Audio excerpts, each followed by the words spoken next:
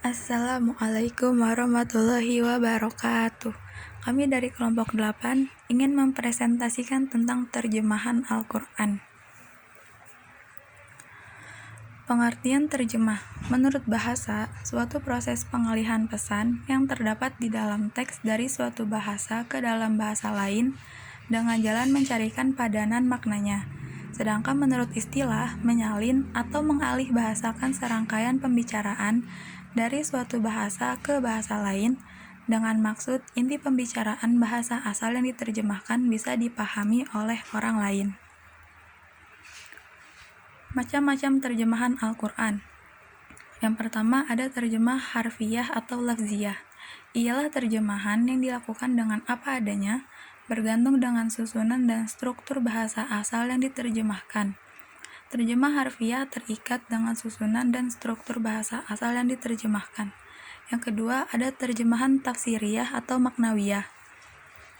Ialah terjemahan yang dilakukan mutarjim atau penerjemah dengan lebih mengedepankan maksud atau isi kandungan yang terkandung dalam bahasa asal yang diterjemahkan.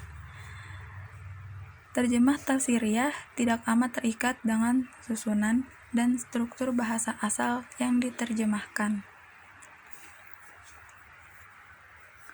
Hukum terjemah harfiah.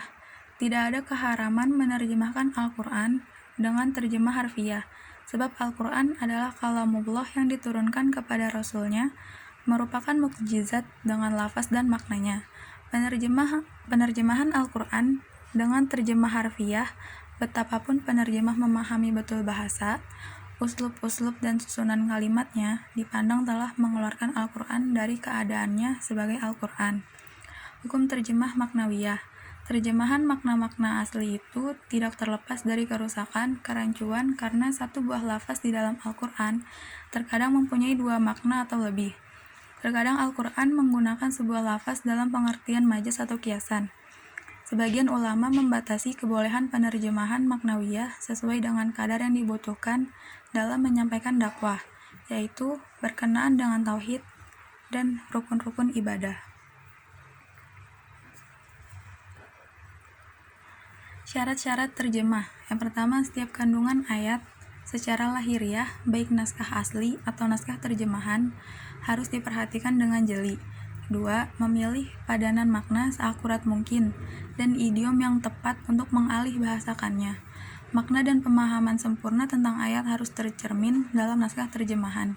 3. Terjemah dalam Al-Quran harus di bawah pengawasan para ahli yang memiliki penguasaan cukup terhadap ilmu-ilmu agama agar teks terjemah itu terjaga dari kesalahan dan penyimpangan. 4. Tidak menggunakan istilah-istilah ilmiah dan sulit dalam naskah terjemah, karena naskah terjemah itu untuk konsumsi umum, tidak boleh mencantumkan pendapat dalam naskah terjemah.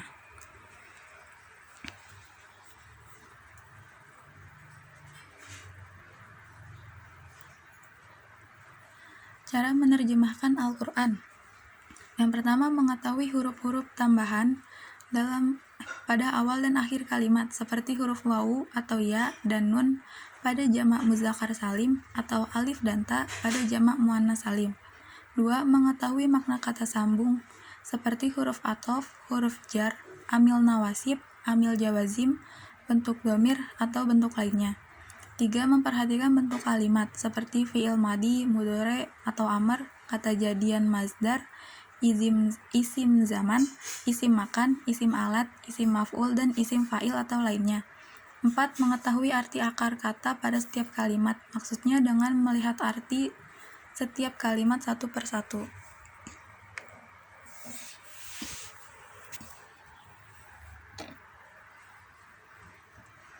Manfaat terjemahan Al-Quran.